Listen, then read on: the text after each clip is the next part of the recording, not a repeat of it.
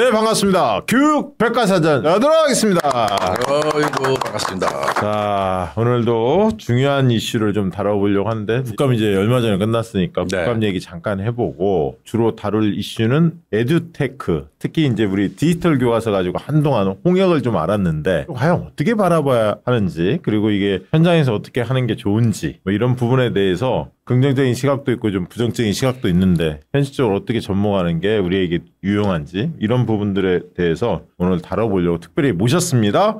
유성상 서울대학교 교육학과 교수님 자리했습니다. 안녕하세요. 서울대학교 교육학과 유성상입니다. 네, 그리고 우리 성기선 카톨릭대 교수님 자리했습니다. 네, 안녕하세요. 교육을 교육답게 성기선 교수입니다. 반갑습니다. 네, 반갑습니다. 그 에듀테크 좀 본격적으로 들어가기 전에 스키다시 형태로 국감 이야기 조금 해보고 들어가면 좋을 것 같습니다. 국감에서 교육위원회도 굉장히 좀 화제가 많이 됐어요. 네. 교육상임위도. 그 누구죠? 김용호 위원장이 화내는 걸 난 좀 모처럼 봤는데. 엄청나게 화를 냈는데요. 임태희 교육감 앞에 두고. 예. 밤에 잠을 못 잤다고 그러는데요. 그러니까 2시간밖에 못 잤다고. 네. 그분 잠자는 거 좋아하거든. 내가 알거든. 2시간밖에 못 잤대. 그게 학폭 사건. 우리가 기억컨대 2023년도에 경기도 성남에서 초등학교 2학년 아이가 1학년 아이를 그냥 3학년 2학년 3학년인가 2학년 근데 한 학년 위에 아이가 그 밑에 애를 화장실에 데려가서 뭐 여러 가지 뭐 도구를 활용해서 때리고 폭행하고 해서 전치 구주를 입혔던 사건인데 그때 의심했던 게 아니 가해자가 사실은 피해자처럼 보호받고 피해자가 도저히 못 견뎌서 다른 학교로 전학을 가는 그런 사건이 있었죠. 정말 그 이해 못하겠다고 그랬는데 이번 국감 때 그 전모가 드러났습니다. 김성희 비서관의 딸이 했던 폭행이고 그 당시 김건희가 차관한테 전화도 하고 해서 압력을 가했고 그 압력을 가한 게 학폭위원들한테 전달됐고 성남지원청 성남교육지원청 학폭 담당 위원들이 회의했던 녹취록까지 공개됐는데 깜짝 놀랐습니다. 마치 무슨 짜고 치는 고스톱처럼 가해자의 그 소위 말해서 벌칙을 전학이라고 하는 중징계에 가기 전에 학급 교체로 점수 조작해서 했던 그 녹취록이 공개돼서 우리 교육위원회 김용호 위원장이 밤잠을 못 잘 정도로 그렇게 화를 내고 이거는 사실은 아이 하나의 미래에 대한 이야기고 교육의 근본 원리 자체가 파괴되는 사실은 뭐 범죄 행위와 같은 일인데 문제는 이제 그 조치가 과연 윗선으로 연결되지 않았을까.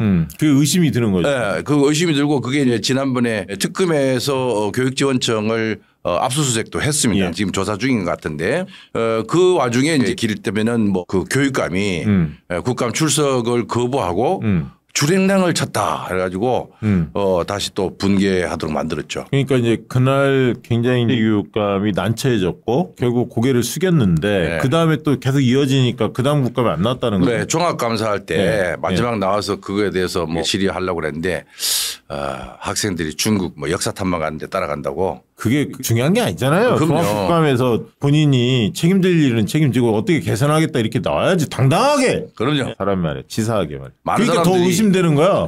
교육감이 뭔가 연루된 거 아니야? 이렇게 의심이 되는 거지. 뭐 당연히 이제 의심을 할 수밖에 없죠.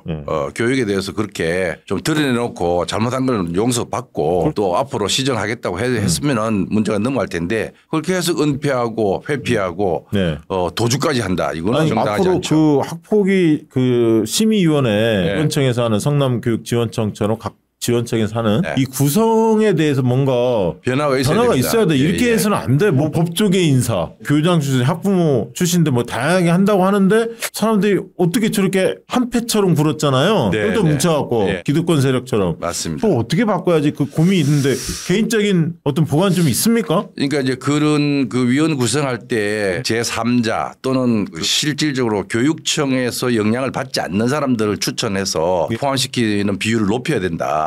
지금은 교육청에서 위원 선정할 때 관여를 하기 때문에 자기들 입맛에 맞게끔 결과를 조정하는 지금 그 결과가 나왔잖아요. 그 부분을 사실 교육청 원래는 이제 학교에서 하던 거를 업무가 과중해서 교육지원청으로 옮겼는데 교육지원청에 옮기면서 사실 그런 세세한 관심을 기울였다. 그 사이에 소위 말해서 정치적인 권력의 힘이 작동을 했고 그거에 대해서 정말 억울한 피해가 확산되었던 거죠. 그러니까 이 위원 구성을 좀 바꿔야 된다. 그러니까요. 생각돼요. 진짜 도덕적이고 청렴한 분들 위주로 모셔야 할 것 같아요. 네. 걱정이 많습니다. 자, 오늘 주된 이슈는 에듀테크가 정말 교육에 어떤 효과를 불러일으키는지인데요. 네.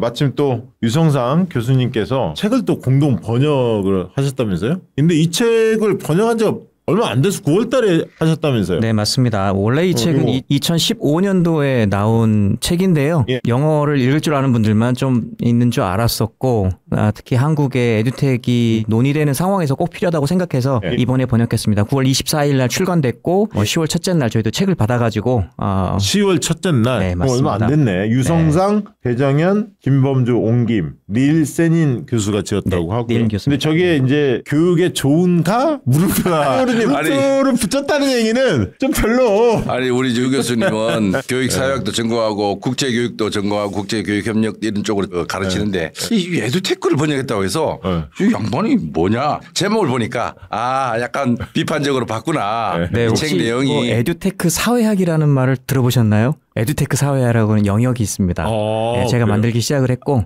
본인이 만들었어요. 그럼요. 그래서 에듀텍을 교육 사회학자의 눈으로 시선으로 본다면 어떻게 해석을 하고 오늘부터 그러면? 아마 그렇게 되지 않을까 싶습니다. 네. 좋다. 좋아. 에듀테크가 사실은 그 가치 중립적이고 무슨 기술공학적인 뭐 그런 측면이라서 사회학적인 어떤 비판을 하는 사람이 거의 없었다 할 정도인데 에듀테크 교육 사회학 좋습니다. 그러니까 이 어떤 기술의 발전이 혁신이라는 이름으로 많이 알려져 있잖아요. 긍정적인 맞습니다. 측면도 분명히 있을 텐데 그럼요. 과연 그게 교육의 본질까지 바꿔놓을 수 있을까? 이게 이제 네. 우리의 고민거리인데 아마 오늘 그 얘기를 가장 많이 오늘 하게 그 되지 얘기 않을까 한번 싶습니다. 네. 여쭤보고 싶습니다. 일단은 이 책이 어떤 내용으로 구성이 됐고 이 책을 번역하게 된 우리 교수님이 왜 이 책을 굳이 번역을 해서 바쁠 거 아닙니까? 아주 바쁩니다. 아니, 바쁜 정신 사람이에요. 없을 텐데 이 책을 굳이 번역한 아프리카도 이유. 왔다 갔다 하고 정신없는 분이에요. 그러니까 사람이. 네. 이 책이 어떤 내용으로 구성이 돼 있습니까? 네. 이 책은 책 제목에서 보시는 것처럼 에듀테크가 교육에 좋은가라고 하는 질문 하에 네. 6개의 챕터로 구성이 되어 있습니다. 그래서 민주화에 민주적이라고 이야기하는데 정말 민주적이냐, 개별화 교육에 좋다고 하는데 개별화 교육에 좋으냐, 데이터를 양산해가지고 교육을 좋게 만든다고 하는데 그게 정말이냐, 그래서 교육을 어떻게 해야 되냐, 에듀텍을 어떻게 해야 되냐 이런 이야기로 구성이 되어 있고요. 네. 사실 이 책은 좀 전에 말씀드렸던 것처럼 2015년도에 먼저 출간이 됐기 때문에 네. 상당히 좀 시간이 있습니다. 한 10년 정도 됐잖아요. 그럼에도 미국 불구하고 교수인가요? 호주분이십니다. 호주분이시고. 호주분이시지만 네. 실제 뭐 전 세계에서 에듀텍이 벌어지고 있는 상황에 대해서 너무 잘 알고 계시고 네. 이 에듀텍의 문제에 대해서 아주 잘 구성하고 글을 쓰시는 전 세계적으로 아주 잘 알려진 분이시죠. 한국에도 이미 한번 오셨었고요. 이 예. 책이 번역된다는 걸 알고 또 기뻐하시는 걸로 알고 있습니다. 이 책 뭐 나오자마자 뭐 시사인 뭐 이런데 보도도 됐다면서요? 그럼요. 시사인에서도 보도해줬고 뭐 교수 신문에서도 보도해줬고 예. 그럼에도 불구하고 좀 더 잘 팔려야 되지 않을까. 이 한국에 계신 분들이 좀 많이 읽으셔야 되지 않을까 설마 싶습니다. 교수님이 이거 책 팔면 여기 나오지는 않겠죠. 설마. 설마 그러겠습니까? 이 자리에 불러주셔서 너무 감사합니다. 이런 이야기를 할 수 있는 자리가 사실 많지 않은데요. 그럼요. 오늘 이런 자리에서 에듀텍이 어떻게 접근해야 되는지 오늘은 성 교수님 없다 생각하고 말씀하시면 됩니다. 기쁜 마음으로 임하겠습니다. 아니 여기가 교육 백과사전이잖아요. 네. 교육 백과사전이라고 하면 사실 교육에 관련된 다양한 거를 포함하는데 에듀테크 같은 이런 중요한 사실은 문제. 중요한 이슈예요. 돈은 엄청나게 들어가고 우리는 그 신화적인 변혁이나 혁신을 기대했는데 사실 지난 한 50년 40년 따져보면은 엄청난 기술 혁신을 했잖아요. 예. 학교에도 물론 창고에 지금 많이 쌓여 있지만은 수많은 에듀테크 기자재들이 공급됐어요. 그렇죠. 그 예산 규모로 보면 뭐 몇 조에 해당될 그런 학교 교육 변했느냐.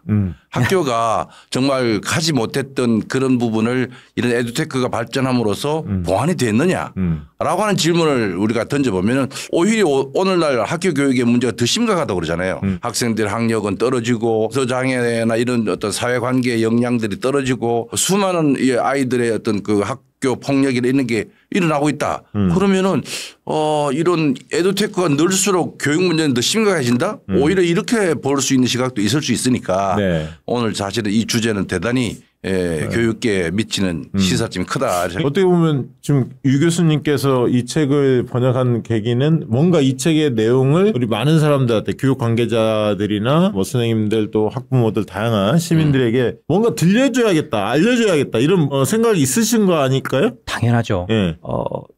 아마 여기 계신 두 분께서도 그렇게 생각을 하시겠지만 에듀테크 이야기를 들으면 좀 전에 말씀하셨던 것처럼 혁신창의 그다음에 뭔가 발전된 그런 뭔가 느낌이죠. 이런 느낌이 있잖아요. 느낌이죠. 따라서 우리 주변에 있는 분들한테 에듀테크에 대한 이야기를 여쭈면 당연히 그 이미지로 이야기를 합니다. 무조건 좋다. 이런 낙관론이 대세거든요. 그럼요.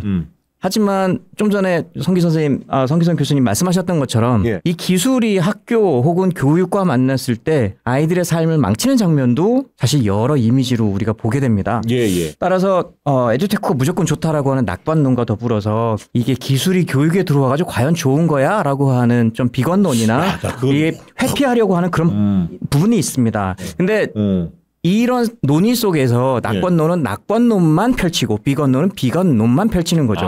그래서 적어도 공부하는 사람 입장에서 이 둘을 좀 고르게 다루면서 과연 이런 에듀테크의 문제가 학교 교육, 특히 교육이라고 하는 것과 만났을 때 어떻게 이해를 하고 어떻게 받아들여야 되고 우리의 태도를 어떻게 잡아야 될지 좀 곰곰이 생각해 봐야 되지 않을까라는 생각이 듭니다. 바로 이 책이 그런 부분에 있어서 저희가 어떻게 접근해야 되는지 그리고 AIDT라고 하는 지난 정부의 AI 디지털 교육 정책이 과연 타당한지 어떤 부분을 좀 고쳐서 가야 될지 이런 이야기들을 좀 할 수 있는 중요한 토대가 되지 않을까라는 생각을 합니다. 저 교수님 말씀이 딱 들어오는 게 그 생각이 있어요. 아이들 만나보면 막 게임 막 하잖아요. 요즘 게임 좋아하는데 어느 날 갑자기 물어요. 왜 중국이란 나라는 왜 저기 문제가 많아요? 반대해야 돼요? 이렇게 탁 묻는다니까요.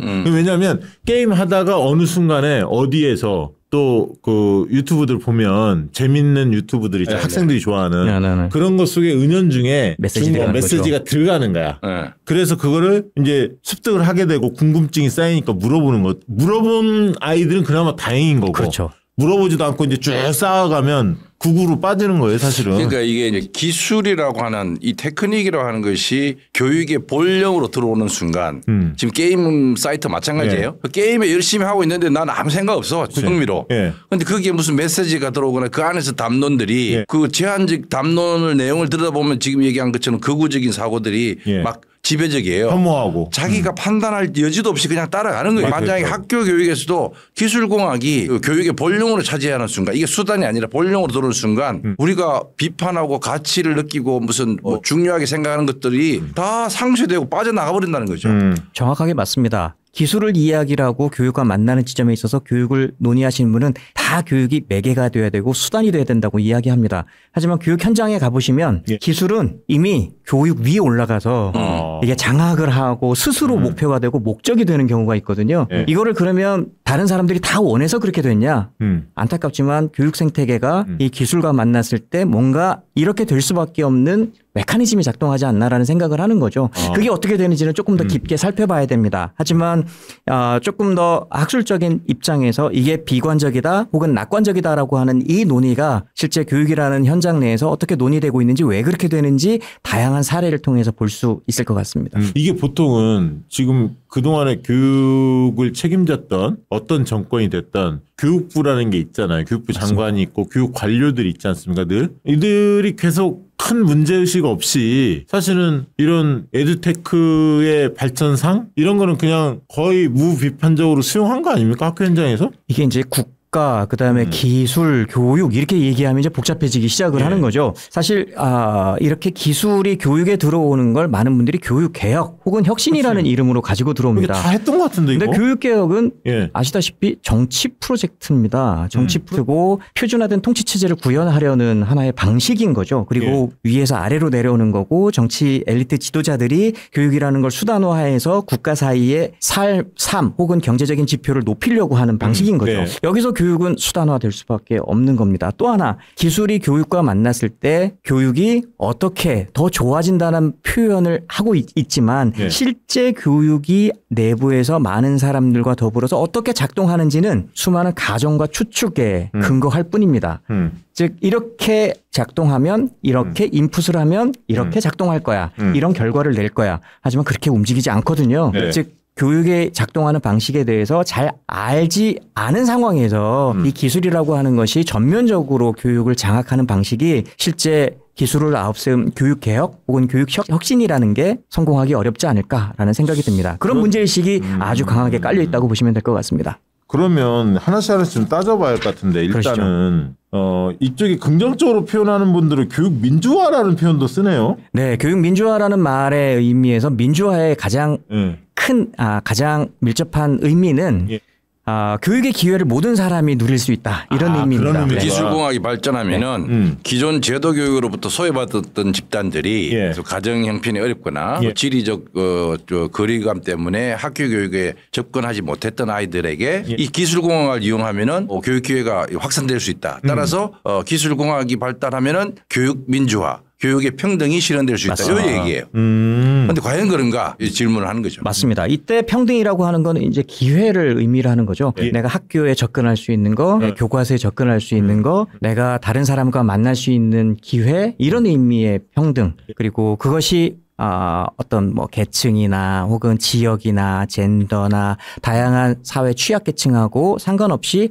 훨씬 더 폭넓게 포용적이 될 수 있다 이런 의미에서 민주화라고 보시면 될 것 같습니다. 그러면 그 결과로서 뭐 예를 들면 평등해졌다 할까요? 뭔가 격차가 줄었다 할까요? 그런 부분이 있습니까? 확실하게 그런 부분이 있습니다. 그것 때문에 기술이 들어오는 곳에 많은 분들이 교육이라는 이름으로 교육 컨텐츠에 또 필요한 교육 소스에 접근할 수 있는 거죠.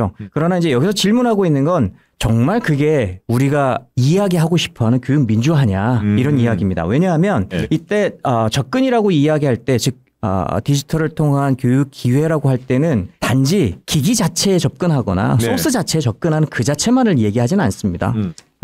우리가 이제 생각해 봐야 될 게 활용 능력 그것도 정말 공평하냐 혹은 그것도 민주적이냐 그거보다 훨씬 더 중요한 거는 내가 알게 된 기기 접근과 활용 능력을 통해 가지고 실질적인 효용성, 즉 기기를 통해서 알게 된 교육을 내 삶에서 혹은 내 경력을 위해서 얼마만큼 잘 활용할 수 있느냐. 이것도 형평성이 있어야 되고 또 민주적으로 배분이 돼야 되거든요. 근데 거기서 안타깝지만 차이가 있다는 거는 디지털 격차를 완화하고 포용적으로 만든다고 하는 교육과 기술이 만나는 상황의 기회 균등이란 기기 접근성 혹은 자료 접근성에 거의 그치는 경우가 많다는 이야기입니다. 이걸 가지고 민주화를 이야기한다 적절하지 않다는 얘기인 거고 결국 형평성이 이루어지기보다는 전 세계적으로 많은 연구가 있는데요. 형평성보다는 디지털 교육 격차가 더 커진다라는 이야기가 있습니다. 그러니까 보통 이제 학교에서 저소득 아이들에게 뭐 태블릿 나눠준다든가 이런 거를 이제 기본적으로 생각하게 되잖아요. 그러면 태블릿에 대해서 어떻든 접근성이 개선이 되고 거기서 기본적인 건 좀 익힐 텐데 뭐 심화되는 과정이라든가 아까 그 활용 가치라고 하나요? 그 활용하는 방법 뭐 등등에 대한 그 학습에 어떻게 접목을 시킬 건지 이런 부분들까지 나가지 못한다는 거 아니에요? 그렇죠. 혹시 마태 효과라고 들어보셨나요? 마태 효과. 마태 이펙트. 매튜스 이펙트라는 말인데요. 이게 이제 마태복음. 네, 맞습니다. 성경 구절에 가진 자는 더 많이 갖게 될 거고 부족한 자는 자기 것 가진 것도 뺏기게 될 거다. 이런 의미입니다. 자유경제 사회에서 계층 간 격차가 더 커져 사회 경제적 불평등이 더 악화될 거다. 이거를 이야기하는 비유거든요. 근데 예를 들어서 우리가 미국의 1800년대 호레스만이라는 사람이 이 사회 불평등이 심해지니까 학교를 많이 짓자. 학교가 뭐냐? 위대한 평등 장치라고 그랬어요. The Great Equalizer. 근데 이 90년대에 빌 클린턴도 똑같은 얘기를 했어요. 자, 지금 보면은 컴퓨터를 가지고 미국 학교에서 위대한 평등 장치가 되리라고 말했다 이렇게 됐어요.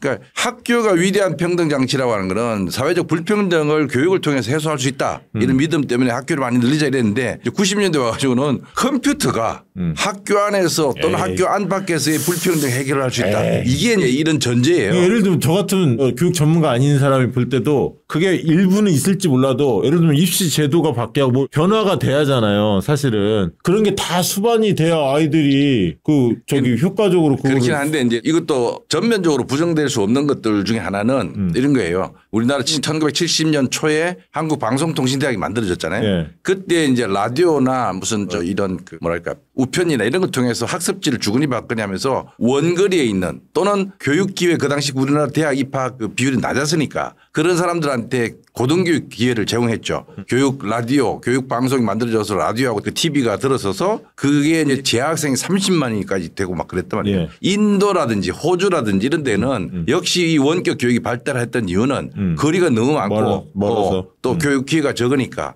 그러니까 어떻게 보면 초반에 학교 교육에 대한 접근이 불가능할 때 예. 이런 컴퓨터나 방송이나 라디오나 이런 기기를 통해서 제도 교육의 기회를 확산하는 데는 어느 정도 기여를 했어요. 맞습니다. 그건 인정을 해야죠. 인정해야 돼요. 예. 근데 그걸로 인해서 마치 기술 공학이 계속 더 추가되고 첨단화되면은 다 해결될 교육의 것처럼. 질도 올라가고 누구에게나 보편성을 갖춘다라고 하는 거는 지금 유 교수 말 따라 그거는 자, 그러면 마태 효과가 돼요. 그러니까 지금 여기서 정리할 거는 교육 민주화라고 이야기하는 다양한 사람들이 보편적으로 사용할 수 있는 그런 어떤 기술의 네. 전파 이런 부분에서 기여한 부분은 분명히 있지만 그게 뭐 예를 들면 그 효과가 굉장히 커서 모든 것을 집어삼킬 만큼 위력적이지 않다. 네. 그렇게 정리할 수는 있을 것 같은데 자 그리고 이런 얘기도 해요. 에듀테크의 장점을 보면 개별 맞춤형 교육이 될 수 있다. 이런 걸 꼽고 있거든요. 최대 장점으로. 이건 어떻게 사실 봐야 합니까? 정치적인 이슈로 이야기할 때 보수 진영이나 진보 진영이나를 막론하고 네. 개별 맞춤형 교육을 이야기하지 않으시는 분이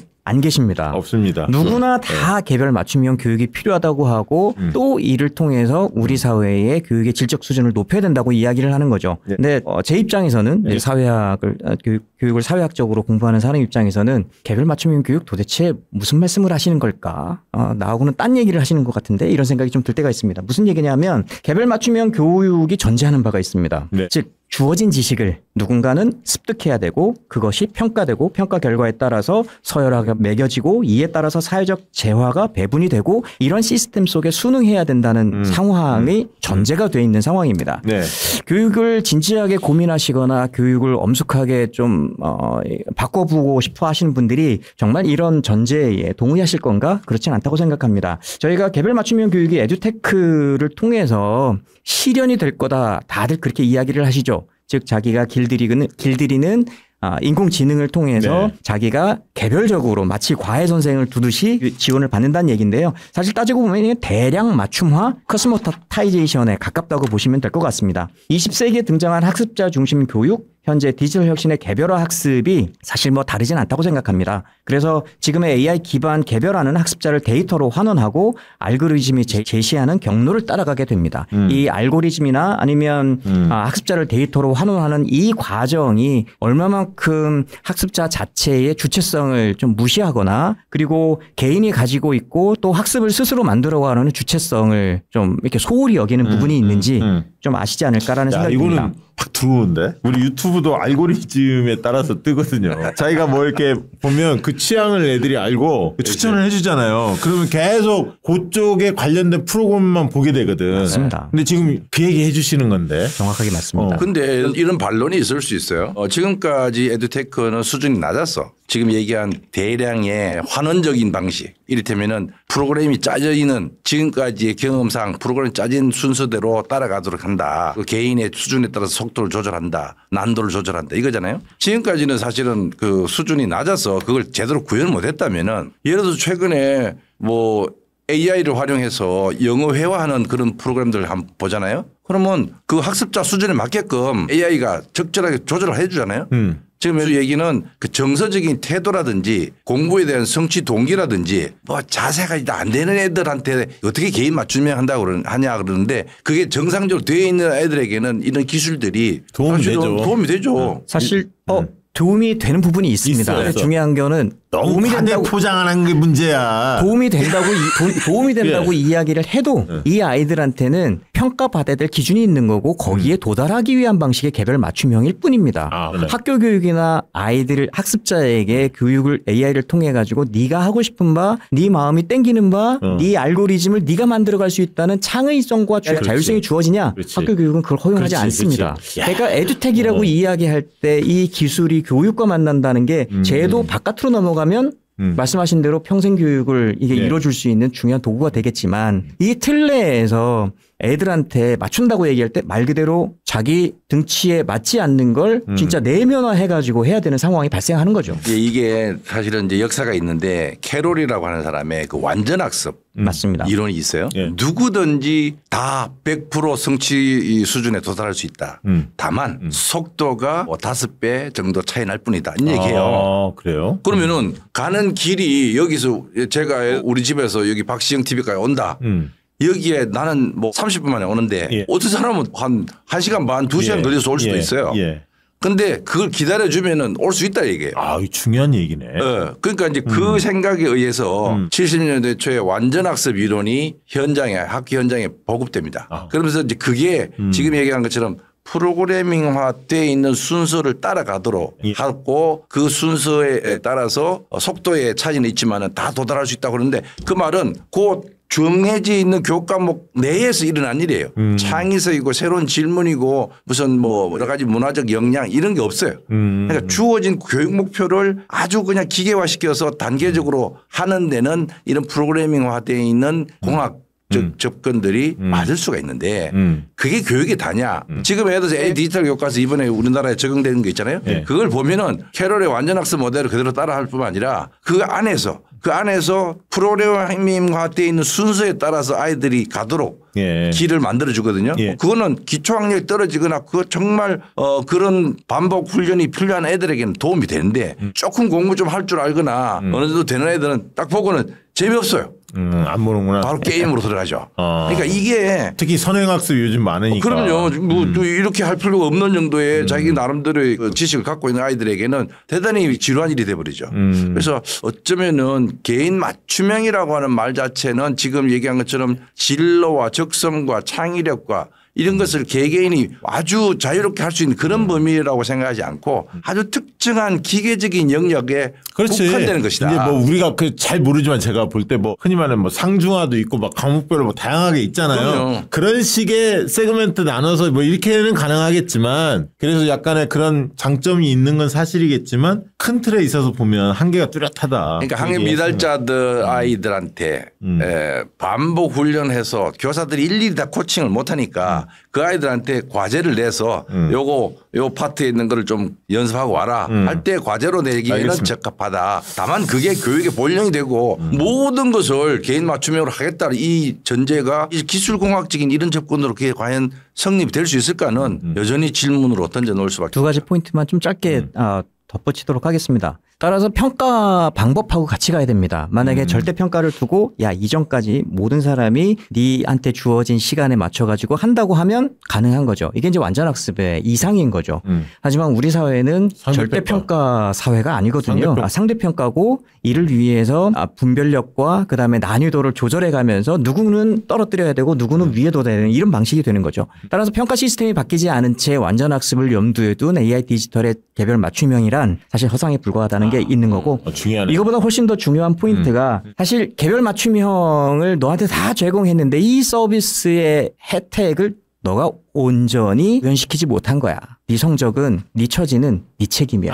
라고 하는 책임 전가란. 그럼요. 이게 상당히 중요합니다. 그래서 교육이 자유경쟁으로 재구성이 되는 이 상황에서 디지털이라고 하는 기기가 던져주는 혜택을 염두에 두면서 네가 그 혜택을 충분히 받아들이지 못한 이 상황에 대한 책임 전가가 확실하게 이루어진다. 이게 꽤 중요한 포인트라고 생각합니다. 옛날에 선생님들이 가르치면 어떤 반이 만약에 성적이 잘 안 나왔다면 교장 선생님이 그 담임 선생님 혼내고 막 그랬잖아. 그렇죠. 같이 책임을 지는 구조였는데 이거 디지털 교육 와서 이거는 우리는 책임 없어. 맞아요. 그러니까 이제 교수자가 잘못했기 때문에 학력이 떨어진다. 학업 성적이 낮다. 이런 시각이 있다가 어느 순간부터는 교수자가 아니라 학생들의 문제로 가요. 근데 이제 학생 문제를 갈 때는 이를테면 뭐 동기라든지 가정 배경, 부모의 지원이라든지 또는 정서적인 어떤 문제라든지 선행이나 이런 지식의 소유 여부라든지 또는 학습 태도나 방법에 대한 이런 걸 가지고 이제 연구를 했어요. 예. 그러다가 이제 지금 유 교수 얘기 말따나 자 개인 맞춤형을 이 에듀테크를 통해서 구현했어. 네. 그럼 그런 것 성취 동기고 가정 배경이고 주위 환경 관심 없고 실패했네. 네가 잘못했네. 이렇게 돼버리는 순간 예. 우리 사회에서 학력이 형성되는 그 정말 복합적인 관계들을 다 상실시키고 개개인의 문제로 돌려버리는 거죠. 정확했습니다. 맞아요. 이거는 심각한 거죠. 그리고 또 이런 얘기를 해요. 보니까 데이터 기반 교육이기 때문에 객관적이고 과학적이다. 이렇게 보통 사람들이 선입견을 가질 수밖에 없지 않습니까? 이걸 또 강조하기도 하고. 근데 데이터 기반 교육이라면 우리가 다 그 믿고 따르면 합니까? 함정은 없습니까? 우리 박시원 대표님도 데이터를 잘 만드시는 분이시죠. 저는 또 데이터를 만지기도 하는데 청와대에 있어봤지만 저 관료들 되게 불신하는 것도 있어요. 왜냐하면 자기들이 어떤 주장을 하기 위해서 필요한 데이터만 딱 가져오거든. 그렇죠. 내 논리를 뒷받침할 수 있는 어떤 해외 사례라든가 수치들이 여러 개 있잖아. 필요한 것만 뽑았어요. 자기가 그거 다 알잖아 우리가. 맞아요.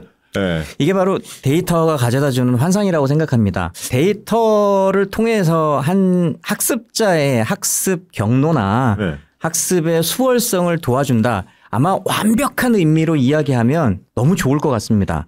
근데 완벽하다라고 이야기하는 거는 아까 말씀드렸던 것처럼 수많은 가정이 다 잘 작동한다는 전제하인데 그렇지 않을 것 같습니다. 데이터는 결코 가치 중립적이지 않다. 좀 전에 말씀하신 것처럼 누군가 원하고 누군가 가치를 부여한 누군가 이게 마사지한 그런 의도가 있죠. 의도가. 그럼요. 네. 그런 순수하다라고 하는 의식 자체가 데이터에 이렇게 기반에 있는 것 같지만 순수한 데이터란 존재하지 않는다. 일련의 의도, 판단 이것을 통해서 선택되고 그리고 선택된 기준에 따라서 생산되는 게 데이터라는 거죠. 이게 교육 영역에서 학습자들을 기반으로 한 데이터 또한 그렇다고 생각을 합니다. 이 점에 있어서 에듀테크 혹은 AI 디지털이라고 하는 시스템이 학습자를 데이터화하는 이 과정에 어떤 기준이 들어가 있는지 어떤 표준이 들어가 있는지 좀 전에 말씀드렸던 선택적으로 만들어진 의도와 판단이 무엇인지 사실 이거는 일반 사람들은 알기는 어렵죠. 그럼에도 불구하고 이 데이터가 순수하다거나 혹은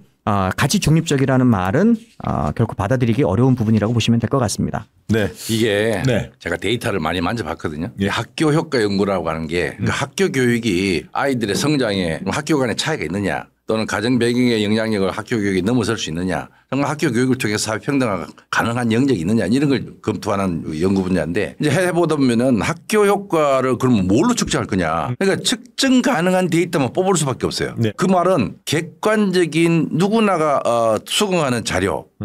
학업 성취도예요. 그러면 학업 성취도가 높은 학교는 출발점에서 다른 학교들보다 조금 더 높은 학교는 그 학교의 효과가 있다. 이렇게 얘기가 나오네요. 제가 그 연구하면서도 항상 이렇게 걸리는 게 학교가 사실은 효과가 단기적인 성취도 수준 올리는 것만 가지고 하는 게 아니라 수많은 도덕적인 지적인 신체적인 성장을 단기적이든 중기적이든 장기적이든 그 효과가 딜레이돼서 나타나잖아요. 우리가 지금 커서 그걸 모르지만 이 우리 지금의 상황은 우리 고등학교, 대학교 다 그 교육의 영향력이 지금도 남아 있는 거잖아요. 그러니까 측정 가능하고 정말 단기적이고 비교 가능한 자료만을 가지고 학습 데이터를 가지고 지금 우리가 쓰고 있는데 지금 여기서도 얘기한 것처럼 데이터가 갖는 어떤 그 객관성이라는 것 때문에 더 중요한 가치들을 우리는 측정하지 못해요. 뭐 간접적으로 측정을 하려고 노력하지만 그런 것들이 다 빠지고 있는 순간 이 교육 데이터 시스템이라고 하는 것이 대단히 형화되고 개량화될 수 있는 것만 하기 때문에 한정돼 있다.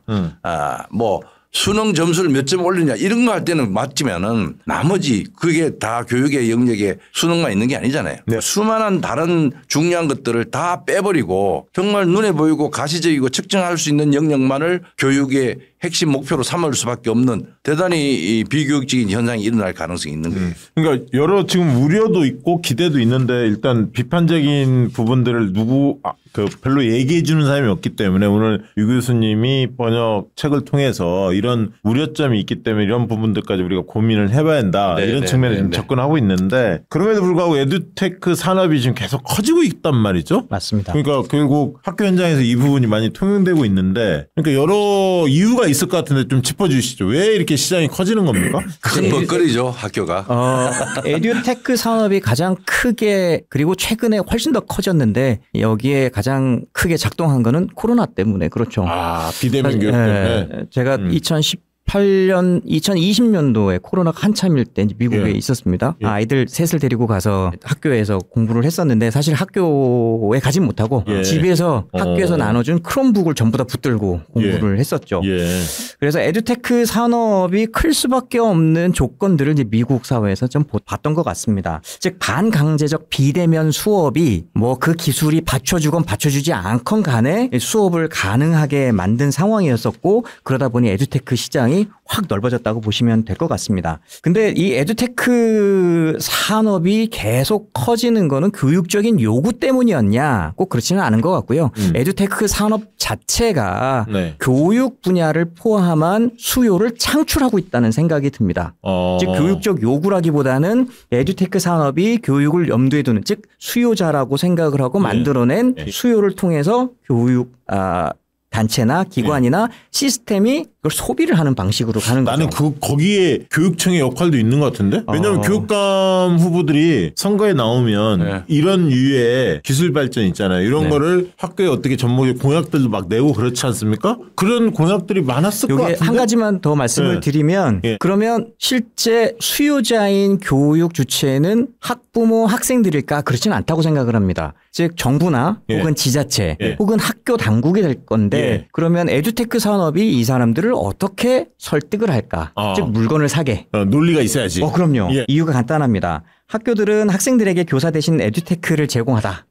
혹은 지금까지 써왔던 공공지출을 줄일 수 있다. 즉 교육을 효율적으로 돈을 덜 써서 지금 당신들이 하고 있는 일을 할 수 있다고 이야기를 합니다. 예를 들면 교사들의 일이나 이런 거 줄일 수도 인건비도 있는 거고 관리도 있는 거고 디지털 교과서가 들어간 이유도 마찬가지라고 생각을 합니다. 따라서 교육의 효율성이라는 이름으로 돈을 덜 써서 지금 교육 그 큰 덩치의 교육을 운영할 수 있다. 따라서 이거를 오래 안착시키면 더 이상 교육에 들어가는 돈이 이만큼 많이 안 들 수 있다. 우리나라에서 그렇게 돈 문제를 따지는 교육부 관료들이나 교육청에 있는 사람들 난 못 봤는데? 대놓고 그렇게 이야기하지는 않을 겁니다. 오히려 저는 교육감 후보들이 공약을 남발해서 이렇게 된 거 아니냐 이거야. 꼭 그렇지 않다고 생각을 합니다. 아니 그 교육감 후보뿐만 아니라 교육부 장관이 큰 역할을 했죠. 이주호 교육부 장관 들어오기 전에 아시아 에듀테크 협회인가? 아시아 협회입니다. 아시아 교육협회입니다. 거기에서 에듀테크에 대해서 대단히 강조를 했죠. 그러니까 그전에 그렇게 이렇게 에듀테크 떠들지 않았는데 2주 때문에 그랬어. 그러니까 그때 엄청나게 이제 중요한 그 변화를 우리는 디지털 교과서를 도입한다고 그럼 뜬금없이 이제 들어온 거예요. 그 사실은 디지털 교과서는 예전에 평가원에서 계속 그 디지털 교과서를 CD로 구워서 그것도 교육부에서 그거 왜 하라 그런지 모르겠는데 그걸 해가지고 교사들한테 주면요 아무도 안 쓰고 그냥 책상에 넣어놔요. 그게 그 실제 서책형 교과서를 이렇게 PDF 방식으로 만들어 놓은 게 AI 디지털 교과서였어요. 물론 그걸 업그레이드 할 필요는 있다고 생각했는데 이렇게 준비 없이 이렇게 사전 연구 없이 뭐 6천억 7천억 들어간 돈을 그렇게 퍼부으면서 우리 학교 교육에 에듀테크가 이렇게 갑작스럽게 들어온 거는 교육부 장관 때문에 그렇고 지금 얘기한 뭐 정치인들 이를테면은 서울시 오세훈 들어가지고 뭐 저 서울런이라는 거 얘기하고 지금 저 경기도의 경우에는 그 하이러닝 뭐 이렇게 해서 또 이런 온라인 학습 시스템을 플랫폼을 구축하고 있고 뭐 경남도 그렇고 지자체의 교육청마다 자기들이 브랜드화 시켜서 이를테면 앞서도 얘기했지만 교육 기회를 학교 교육 이외에서 사교육에 의존하지 않도록 한다는 이 매력도 때문에 계속 광고하고 확산을 했죠. 이게 오세훈 시정에 대해서 저희도 뭐 많이 들여다봅니다만 다른 거는 불만이 많은데 서울론에 대해서 시민들이 큰 불만은 없어요. 그러니까 그런 부분에 그러니까 왜냐하면 다른데 쓸데없는데 한강버스 이런 거에 대한 비판을 많이 하는데 뭐 잘 모르지만 근데 제 생각에 거기에 불만을 제기할 사람이 누가 있을까요? 굳이 관심을 기울이는 사람이 없을 것 같은데요. 없어요. 돈은 상당히 많이 쓴 걸로 알고. 그러니까 예를 들면 교육 뭐 한다고 하니까 그런가 보다 이렇게 하고 그냥 넘어가는 거야. 근데 그거를 우리가 교육적으로 보면은 사실은 이 에듀테크가 학교로 들어오게 되는 여러 가지 지금 정치적인 얘기도 했지만은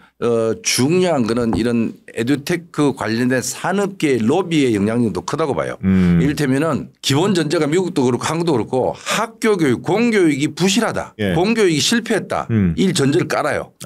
그러면은 학교 교육이 좀 더 희망을 갖고 발전할 수 있어야 된다면은 교사들이 열심히 하고 지원도 잘 해주고 환경도 좋아지고 이렇게 해야 되는데 그렇게 접근하기에는 너무 말도 안 듣고 돈도 너무 많이 들고 갔다니까 자 이러한 새로운 신기술을 학교에다 접목시켜 주면은 지금 같은 그런 실패한 공교육을 능가할 수 있다. 이렇게 되는 거예요. 그러니까 그 통로를 열어주니까 거기에 어마어마한 산업계가 하나의 소비 시장이 되니까 여기에다가 로비도 하고 새로운 기종의 컴퓨터 뭐 오면은 다 공급하고 학교에서는 그거 다 쓰지도 않고 캐비넷에 넣어놓고 이게 지난 한 30년 동안 반복됐는데 지금은 이제 그 규모가 에듀테크라고 하는 이런 프로그램까지 들어오니까 사실은 그 규모도 훨씬 클 뿐만 아니라 그것이 갖고 있는 여러 가지 부대적인 효과 학교 현장에서 사실은 예전에 교육방송을 틀어놓고 수능 뭐 강좌 교실에서 교사가 강의 안 하고 방송만 틀어놓고 이런 시대에서 한 발 더 나아가서 교사는 아예 그냥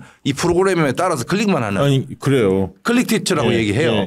그렇게 되다 보니까 정말 이게 교육의 혁신일까? 그건 아니라는 거죠. 지금 말씀하시는데 그걸 여쭤보고 싶었는데 이렇게 가다 보면 교사의 역할이라는 게 더 줄어들 수밖에 없는 거 아닌가. 흐름을 그렇게 만드니까. 정확하게 짚으신 부분입니다. 교사의 역할만이 아니고요. 학교에 있는 다양한 어떤 인적 관계나 혹은 다양한 관계들이 이제 인간과 기계 사이의 관계로 대체되리라고 생각을 합니다. 아까 말씀드렸던 것처럼 실제 이게 왜 예산 절약이냐 보면 어마어마한 돈을 컴퓨터 사는 데 써야 되고 디지털 교과서 써야 되는데 써야 되고 뭐 프로그램 개발하는 데 써야 되고 그러는데 한번 만들어 온 거는 마치 기간 인프라를 만들어 놓으면 이 이후에 다시 투자할 필요 없이 활용만 하면 되거든요. 무슨 얘기냐면 그 이전에 썼던 인프라는 더 이상 의미가 없거나 효율적이지 않기 때문에 버리는 방식으로 가게 된다는 거죠. 저는 원치는 않지만 아무로 한 3, 40년 뒤에는 학교 교실에 교사 몇 분이 남아있을까가 사실 걱정이 됩니다. 즉 교사는 앞에서 학생들과 눈을 맞춰가면서 공부를 해야 되는 상황이지만 아이들은 대체적으로 디지털 기기를 앞에다 두고 자기가 배워야 될 내용을 자기 속도에 맞춰서 간다고 이야기를 할 거거든요. 그러면 학교 교사 같은 경우에는 교사는 사실 교사라는 직함이 전체적으로 있을지는 모르겠지만 어떤 휴머노이드 로봇을 전체를 학교라고 하는 공간 내에서 관리하는 관리자 정도가 되지 않을까라는 생각을 하게 되는 거죠. 그리고 소위 인적 자원이 필요하다 그러면 소위 인간이 학내에서 필요하다고 하면 아이들의 상담과 뭐 심리와 관련된 부분도 대체적으로 다 AI를 쓰고 이거를 전체적으로 관리하는 중간중간에 프로그램을 새롭게 만드는 사람 정도가 아닐까 라는 생각을 하게 됩니다. 교수님 말씀 딱 들으니까 어떤 느낌이 드냐면 앞으로 30년, 40년, 50년 그때 학교 생활에서 가장 필요한 교사가 뭘까 생각을 해서 그 짧은 시간에 체육 선생님이야. 체육은 애들이 못해줘. 못해줘. 휴머노이드가 할 수도 있습니다. 지금 로봇이 하는 거 보십시오. 본인이 움직여야 하잖아. 아니 로봇이 똑같이 하는데요. 뭐. 그럼요. 다 똑같이 하죠. 지금도 보면 초등학교 교실에 꽤 오래된 얘기인데 뭐 이 프로그램 이름을 얘기해야 될지 모르겠는데 I로 시작하는 그 프로그램이 들어와 있어요. 그럼 그 업체에서 그걸 공급해 줍니다. 그러면은 그걸 교사들이 컴퓨터에 앉아서 클릭하면 앞에 화면으로 다 나오고 그 기존 프로그램 된 대로 나는 따라가면 돼요. 예전에는 뭐 노래 하나 배운다 그럼 풍금 연주하면서 같이 합창하고 하잖아요. 지금은 클릭 딱 누르면 그 노래가 틀어주고 그 노래 따라하라고 이렇게 한단 말이죠. 그걸 한 번 더 나가보면은 사실은 교사의 역할이 매우 축소될 뿐만 아니라 문제는 학교가 뭐 하는 곳인가. 그렇지. 본질에. 학교의 본질을 기술이 대체해버린다? 불가능하죠. 기술 대체하면은 얼마나 이게 효율적이냐의 쪽으로 가지 인간 또는 민주 시민교육 공동체의식 우리의 전통과 문화를 어떻게 하면은 잘 가르치고 학습하느냐 이러한 목표는 사라져버리는 거예요. 지난번 우리 박구영 교수도 그 말씀 하셨지만 성기선 교수님하고 그때 토크할 때도 관계 회복 관계 형성에 있어서 다 친구들끼리 아이들끼리 관계 선생님과의 관계 또 선생님과 학부모의 관계 이 부모님과 아이들과의 관계 이런 부분들에 대해서 서툴다고 하잖아요. 그렇죠. 지금 네네. 이걸 어떻게 형성을 시켜줄 거냐 이게 굉장히 교육의 부질인데 그런 부분들이 지금 전혀 이루어지지 못하고 있다. 그 얘기를 맞아요. 했잖아요. 그러니까 이제 이 교육공학 하는 사람들 내가 다 비판하는 건 아닌데 교육공학 하는 사람들은 지금 그 문제의식도 해결할 수 있다고 그래요. 너무 자신만만한 거 아니야? 그러니까 모든 걸 공학적 접근으로 해결할 수 있다고 하는 순간 착각하는 것 같은데. 그게 그럴까? 사실 지난 역사를 따져보면은 그러한 질문에 대해서 공학이 다 답을 했느냐. 그치. 오히려 엉뚱하게 부작용만 일어나는 것도 많지 않았느냐라는 질문을 우리가 질문할 수 있는 불평등 지수만 보더라도 그렇잖아요. 맞아요. 기술이 발전하면 다 불평등 지수가 완화될 거로 생각했는데 더 심화되는 거 아닙니까? 맞습니다. 그러니까 아까 그 인간이 행복해졌나요? 그 부익부 빈익빈 현상 이런 것도 이런 기술이 나오면은 그것을 먼저 받아들이는 사람들은 오히려 준비되어 있는 상층 가정 아이들이 준비되어 있기 때문에 더 빨리 흡수하는 거죠. 그러니까 이거를 우리가 반대하는 건 아닌데 긍정적 효과는 분명히 있지만 한계 또한 또 분명한데 균형적으로 바라봐야 한다는 거고 그러면 에듀테크 기업들의 문제점 도 한번 말씀을 해주시죠. 사실 이거는 에듀텍 기업의 문제만은 아니고요. 기업의 문제입니다. 기업의 공공성을 묻는다는 그 자체가 어불성설인지 모르겠지만 에듀텍 즉 에듀케이션을 대상으로 하고 수요자층으로 하는 기업 또한 공공성을 찾기는 참 쉽지 않다라고 하는 게 가장 큰 문제입니다. 즉 교육이 비즈니스의 장이 되는 거죠. 이거를 어디서부터 문제를 삼아야 될지는 잘 모르겠습니다. 왜냐하면 기업은 생태적으로 이윤을 목표로 한 곳이기 때문에 이윤이 나는 일이라면 뭐든지 다 하는 일입니다. 사실 미국을 중심으로 한 교육개혁의 큰 흐름은 이렇게 에듀텍 기업, 즉 기술을 기반으로 교육을 시장으로 하는 사람들이 이렇게 장악해온 그런 과정이라고 보시면 될 것 같습니다. 따라서 교육을 비즈니스 모델로 보고 있는 이 상황 자체를 문제라고 이야기를 하겠지만 사실 얼마만큼 이거를 이제 바꿔낼 거냐 대안이 사실은 충분하지는 않습니다. 그래서 에듀텍 기업을 지금 닐 셀윈의 이 책에서 지금 비유하고 있는 바가 뭐 실리콘밸리에 이게 빠르게 실패하고 빠르게 배우자라고 하는 정신과 이제 연계도 있다고 얘기합니다. 저희가 대략 빅테크들이 사실 뭐 기술만 만드는 게 아니라 즉 뭐 이렇게 기계만 만드는 것이 아니라 수많은 프로그램을 통해 가지고 사람들한테 이제 쓸만한 방식의 물건들을 만들지 않습니까? 이게 이런 벤처 형식의 교육 프로그램 그리고 기업의 생리적인 모습들이 학교 교육을 바라보고 학교 교육에서 길러지는 학생들의 배움 자체도 그런 방식으로 평가를 하고 있다는 이야기입니다. 그래서 이런 비즈니스 모델이 학교 교육에 들어오고 교육 생태계 전체를 바꿔내면서 이렇게 한국처럼 경쟁이 빡센 그리고 경쟁 때문에 어떻게 헤어나오지 못하는 이 아이들한테 훨씬 더 안 좋은 방식으로 작동하는 거 아니냐 이런 얘기를 하고 있습니다. 아니 그 미국의 빅테크라든가 유럽의 주요 기업들이 아리백 같은 경우도 먼저 하고 그러니까 막 건강한 기업으로 거듭나려고 굉장히 노력을 하잖아요. 사실은. 그러니까 에듀테크 기업 국내에 기업들이 있을 텐데 그런 길일수록 더더욱이나 그 사회 공헌적인 그다음에 그 세상의 흐름에 좀 부합하는 그런 긍정적인 역할을 좀 많이 하는 기업들이 늘어났으면 좋겠어요. 사실 뭐 그런 얘기를 듣지는 못했는데 혹시 뭐 들어보신 적 있으신가요? 아니 뭐 그런 것들 노력하는 게 아주 조금 하는 것들은 있긴 하지만은 그 기본적으로 기업이 갖고 있는 논리가 이윤 추구고 그런 어떤 그 자기들 시장을 확대해 나가는 쪽이니까 그런 부분에 대한 문제를 우리가 잊을 수 있을 정도의 큰 뭐 봉사활동하고 이러지는 않은 것 같고요. 기본적으로 지금 학교가 사실은 아까 얘기한 변화하는데 이 에듀테크나 이런 것들을 활용을 하고 정말 필요한 영역들을 우리가 어떻게 활용해서 기존의 교육 문제를 해결할 수 있느냐에 대한 고민을 해야 되는데 지금 이제 우려하는 부분들 정말 충분히 공감하는 게 에듀테크가 교육의 본령으로 들어와서 교육의 가치 본질을 훼손시킨다 이 문제고요. 사실 이런 얘기도 제가 우스갯소리지만은 윤 정부 때 교육도 경제부처다 뭐 이런 말 했죠. 만약에 그 정권이 안 바뀌었으면 아마 이런 비판도 못했을 건데 잡혀가 뭐 잡혀갈 뿐만 아니라 이 말 자체 이 프로그램 자체도 아마 폐지될 수도 있을 거예요. 아니, 그건 버틸 수 있어요. 이런 에듀텍 기업이 생각하고 있는 교육이 뭘까를 잠시 좀 생각을 해봤습니다. 이 에듀텍 기업 같은 경우에는 당신들이 생각하는 교육이라고 하는 게 저희 머릿속에 있는 어떤 생태적으로 복잡하고 많은 관계에 얽혀 있는 게 아니라 마치 코딩처럼 생각하는 게 아닐까라는 생각이 듭니다. 코딩 해놓죠. 뭔가를 작동하기 위한 A부터 Z까지 만들었는데 돌렸더니 안 돌아가요.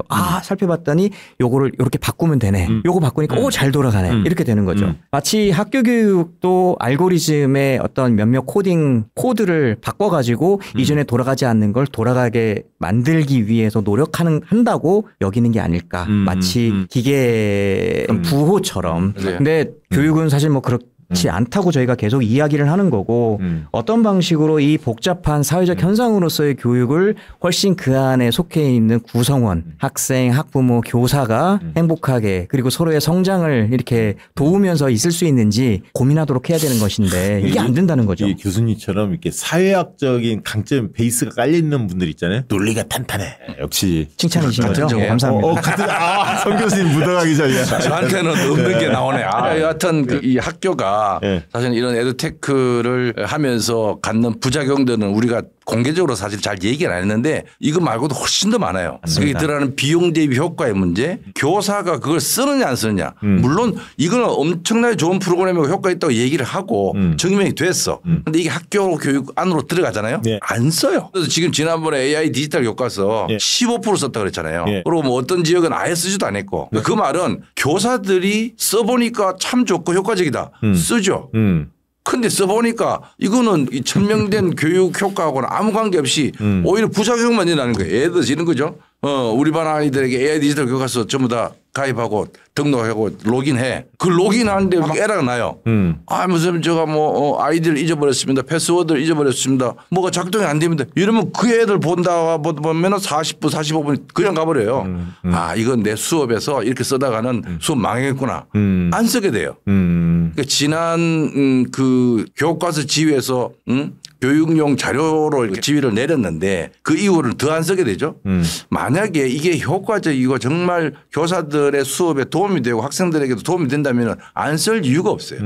그만큼 사실은 정치적인 구호 또는 이 에듀테크 업체들의 어떤 그 선전과는 달리 그것이 정말 효과가 있으려면은 교사들에게 그것이 의미 있게 들어가야 되는데 교사들의 시각이나 의견이 반영되지 않는 이런 데 에듀테크 산업은 현장에서는 뭐 고장난 시계처럼 되버려요. 지금 말씀 나왔으니까 이 디지털 교과서를 지난 정권이 도입을 했는데 어떻게 보셨습니까?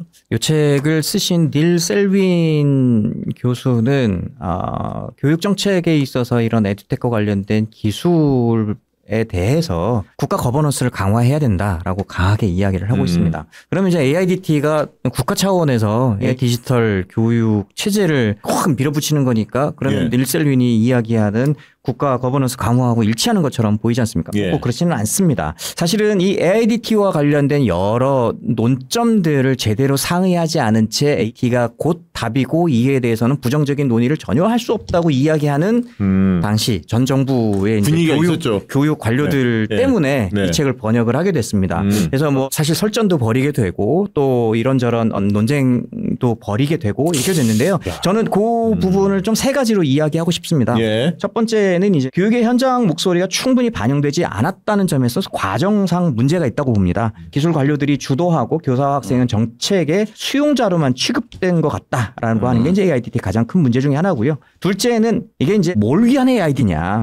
AIDT가 정말 학생들의 학습을 위한 것이냐. 좀 전에 저희가 계속 이야기했던 코딩으로서 혹은 코딩의 과정으로서 알고리즘을 이게 학습 친화적으로 만드는 과정으로서의 교육이 아니라 구체적이고 복잡한 생태계로서의 교육을 이야기한다면 과연 AIDT가 적절한 목표를 제시하고 있냐. 어쩌면 전 정부의 수장이 경제학자로 혹은 이 디지털 산업 생태계를 키우려고 하는 경제수장처럼 보였던 것처럼 에듀테크 산업 육성과 국가 경쟁력 강화가 핵심이 아니었냐. 이게 이제 두 번째 포인트입니다. 세 번째는 평가와 관련된 문제인데요. 교육에 대한 데이터 접근 역시 실패의 역사인데요. 새로운 비전을 줄 수 있겠냐? 그렇지 않다. 그래서 AIDT를 통해 가지고 우리가 뭘 얻었냐? 이전에 있었던 교육 정보화 사업이 진짜 학교를 조금 더 낫게 만들고 학교 안에 있는 사람들이 정말 자기가 배우고 싶은 걸 배우는 방식의 학습 생태계를 만들었냐? 지금 송 교수님 계속 이야기하시지만 그렇지 않다는 거죠. 꽤 오랜 동안 AIDT 또한 이 짧은 시간 동안에 해온 걸 보면 헛짓거리 아니었냐? 이런 이야기가 들 정도로 평가에 박할 수밖에 없다는 이야기인 거죠. 다시 한번 정리하자면 저는 AIDT 자체가 즉 디지털과 관련된 기술이 학교 교육과 접목되는 그 자체를 반대하지는 않습니다. 하지만 AIDT를 토대로 한 여러 지난 정부의 정책적인 논의들이 실제 이런 과정적, 목적적 평가와 관련된 제반 논의들이 충분히 이루어지지 않은 채, 무르익지 않은 채 덥석 학교 교육을 장악하고 식민화하는 과정은 정말 잘못된 게 아닌가 이런 비판을 할 수 있다고 생각합니다. 교수님 지금 어쨌든 에듀테크 이 산업이 굉장히 활성화됐고 학교에 많이 접목이 되고 있는데 그러면 이거를 지금 앞으로 어떻게 활용해야 할지 대안이 좀 중요할 것 같아요. 아까 에듀테크 산업 쪽이나 그걸 뭐 장점을 이야기하는 사람들이 너무 과대하게 포장돼서 이야기한 건 우리가 조목조목 짚어봤잖아요. 비판적 고찰을 했는데 그렇다면 이걸 어떻게 활용해야 합니까? 아까 초반에 말씀드렸던 것처럼 낙관론을 펼치는 분은 사실 비관론 자체를 무시하는 거고요. 비관론을 펴시는 분들은 이것이 가지고 있는 낙관적인 전망이나 낙관적인 활용 자체를 사실 수용하지 않으려고 합니다. 왜냐하면 케이스 바이 케이스인데요. 케이스로만 이야기를 하면 극단에서 극단으로 다 있기 때문에 그렇습니다. 따라서 이런 디지털과 관련된 논의, 특히 교육이 기술과 만나는 에듀텍 분야와 관련해서 저는 공적 논쟁이 아주 중요하다고 생각을 합니다. 무엇보다 이 디지털 혹은 에듀텍이라고 하는 걸 국가 교육 시스템 속에 장착시키고 이게 교육의 효능감이나 혹은 이 안에 있는 구성원들의 행복한 배움을 정말 원한다고 하면 국가 차원에서 아까 일선이 교수가 얘기했던 것처럼 가버넌스를 강화를 해야 되고 구체적으로 이 일이 왜 학교 교육에 필요한지를 적극적으로 설득하고 만들어 가야 된다고 생각합니다. 이 기술과 관련된 부분이 훨씬 그런 것들이 없는 가운데 진행이 되다 보니 항상 비관론은 비관론대로 낙관론은 낙관론대로 따로 노는 그런 방식이 있지 않을까 하는 생각이 듭니다. 좀 논쟁이 그렇게 저는 강화되지 꼭 않았군요. 필요하다고 생각을 합니다. 다른 분야보다 훨씬 더 소외된 즉 따로 일방적으로 위에서 아래로 제시되는 거고 여기에 돈도 사실 어마어마하게 많이 씁니다. 그러니까 돈의 효용성이나 혹은 교육적인 어떤 효능감을 가져다 주는 방식에 대한 논의가 훨씬 더 공적이고 확대돼야 된다고 생각합니다. 네, 이걸 대놓고 막 비판하고 반대하는 사람들이 쉽지 않겠네, 교육계에서. 그러니까 이게 예전에 이제 그 교사의 전문성을 얘기할 때 교육과정, 국가 교육과정이 들어가면은 교사들이 직접 그 교육과정과 수업과 평가를 설계하는 이게 아니라 국가가 만들어진 준 교육과정을 그냥 수용할 수밖에 없잖아요. 그런 거를 교사 방수를 프루프라고 하죠. 워터 프루프라고. 티처 프루프 커리큘럼 그래요. 교사들이 타치 못하도록 하는 교사들을 배제한 교육과정이라고 봐야죠. 이 에듀테크도 마찬가지입니다. 그러니까 교육 이것도 교수 학습에 쓰는 방법에 해당되는데 그렇죠. 교육이라고 하는 게 사람과의 만남이고 그 속에서 여러 가지 창의력과 상상력과 관계를 형성하는 공간인데 여기에 에듀테크가 들어와서 마치 그것을 다 해결하는 것처럼 얘기할 뿐만 아니라 호도하는 거지. 그건. 교사가 선택을 하지 않았음에도 불구하고 그냥 강제로 들어오는 거예요.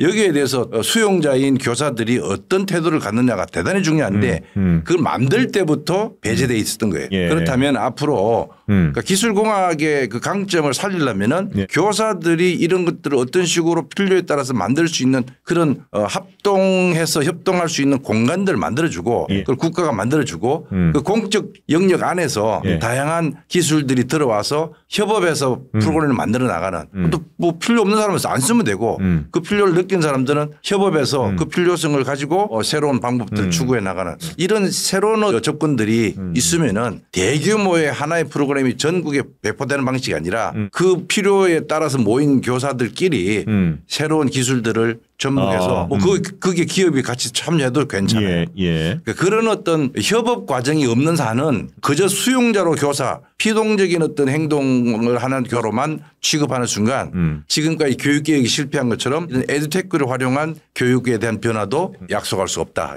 정확하게 맞다고 동의합니다. 교수님, 저기 모든 교육 현안에 대해서 박식하시잖아요. 오늘 더 멋있었어. 아니 제가 이론적으로 좀 이렇게 오늘 좀 유선상한테 딸리는 것 같은 느낌이 드는데 그게 아니고 우리 독자들한테 쉽게 설명해요. 멋있었어요. 자, 그러면 이 책을 좀 많은 분들이 봤으면 좋겠는데 아까 이제 제가 볼 때 아까 방송 전에 여쭤봤어요. 보통 이제 학교마다 권장 도서 뭐 이런 게 있잖아요. 교육청이나 이런 데서 좀 많이 봤으면 좋겠어. 이거 선생님들은 한 번쯤 다 읽어보고 교육 관료들 행정당국에 일하는 분들도 꼭 읽어봤으면 좋겠어요. 사실은 비용도 그렇게 많이 비싸 보이지는 않은데 18,000원. 에듀테크 교육에 좋은가. 학교 현장에 있는 교사들은 좀 보면서 비판적 수용이라는 거 있잖아요. 그렇죠. 우리가 뭐 맹목적으로 거부하거나 맹목적으로 받아들이는 게 아니라 이걸 보면서 에듀테크를 우리가 교육 현장에 어떻게 접목할지를 고민할 수 있는 거리를 제공하는 데는 중요한 책이라고 맞아요. 생각해요. 그리고 학부모님들도 많이 보시면 좋을 것 같아요. 아이들이 또 이런 기자재에 관심이 많잖아요. 아니면 전국에 17명 교육감 몰라놓고 연수 좀 시켜야 돼요. 쓸데없는데 돈 쓰지 말고 돈 똑같은 돈도 제대로 다. 중요하다니까. 교육부 장관도 중요하지만 정책 담당자. 교육감들도 중요해. 교육감들이 사실 돈 났어요. 내년에 이런 유산 공약 나오는 사람들 꼼꼼히 따져봐야 돼. 진짜. 알겠습니다. 정확하게 맞습니다. 사실 전 세계 가장 큰 화두가 학교에 아이들 디지털 기기 휴대를 허용해야 되냐 말아야 되냐 이런 부분이 있습니다. 그렇죠. 지금 어떤 국가는 허용한다 그러고 어떤 국가는 뭐 막아야 된다 그러고 우리나라 같은 경우도 이제 막겠다고 뭐 법안 올라가서 통과됐죠. 뭐 그렇게 된 상황입니다. 전 세계가 이렇게 왔다 갔다 하는 이유가 뭘까를 좀 곰곰이 봤으면 좋겠습니다. 네. 사실 이제 아이를 키우는 입장에서 보면 저는 이제 막내가 중학교 2학년이어서 아이들 뭐 디지털 기기와 관련된 거에 대한 이래저래 관리를 하고 있는 입장인데 사실 한쪽에서는 아이를 믿고 디지털 기기를 통해서 적극적으로 수용하도록 이야기하고 싶지만 사실 한 개인 입장에서 기기가 포함이 되어 있는 기술을 압도하거나 주도할 수 있는 여지는 거의 없더라. 무슨 얘기냐면 기술에 잠식당할 뿐이지 내 의식도 그렇고 내 삶도 그렇고 내 판단도 그렇고 따라서 훨씬 강한 관리와 그리고 감독이 있어야 된다라는 생각을 하고 있습니다. 교육의 목표가 결국 아이들의 자연스러운 어떤 배움을 통해서 성장을 가져와야 되는데 이게 우리나라의 학교 교육 시스템은 아이들한테 학교 와서 졸업장 받고 자격을 받고 그리고 이 사회에서 요구하고 있는 강압적인 시스템에 사회화되는 것 정도밖에 안 되거든요. 근데 교육은 그보다 조금 더 고차원적인 목표를 갖고 있습니다. 주체화라고 하는 게 있는데요. 즉 에듀테크가 이 세 가지 중에 균형 잡힌 방식의 교육을 하고 있냐, 염두에 두고 있냐, 그렇지 않다는 거죠. 특히 주체화라고 하는 것은 학생이 스스로 생각하고 판단하는 주체로 성장하도록 하는 것. 여기에 가장 중요한 게 비판적인 능력이고 비판적인 사고와 관련된 얘기인데 안타깝게 최근에 그리고 작금의 교육개혁 속에 등장했던 에듀테크의 등장과 그리고 변화 그리고 디지털 전환에 근거한 교육의 어떤 수능이나 어떤 모습들은 전혀 그렇지 않았다는 겁니다. 그래서 비판적 사고의 핵심이 현재 존재하는 방식보다 더 나은 방식이 반드시 있어야 된다는 지속적인 논의,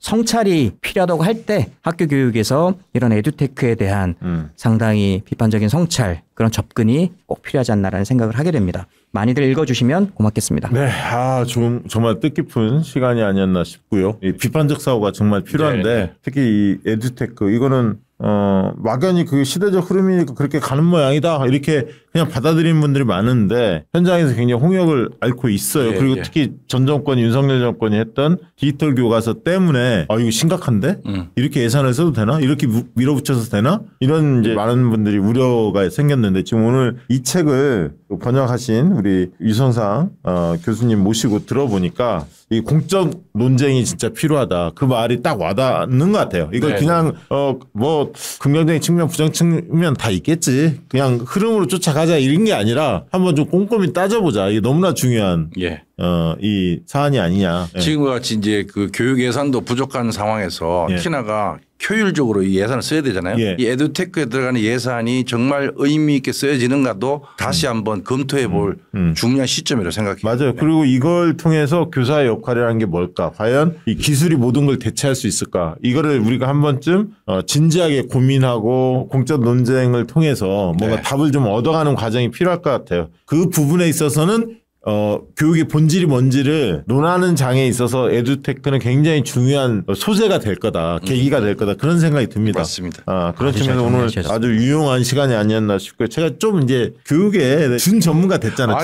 쓰는 용어가 아주 전문적이에요. 교육백과사전 오늘 이 순서는 마치도록 하겠습니다. 고맙습니다. 고맙습니다.